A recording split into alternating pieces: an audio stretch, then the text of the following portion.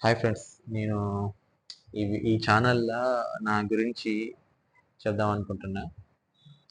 అంటే ఏముంది అంటే,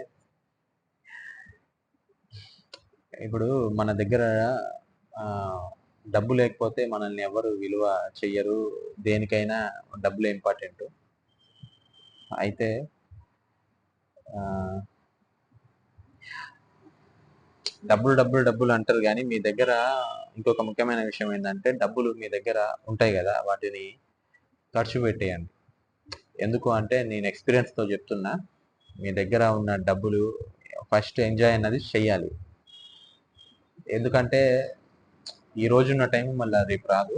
కాకపోతే భూమి మీద మనుషులందరూ పిసినారితనంతోటి అట్లా డబ్బులు ఖర్చు పెట్టకుండా ఉంటారు గానీ, ఫస్ట్ డబ్బులు ఖర్చు పెట్టేయాలి.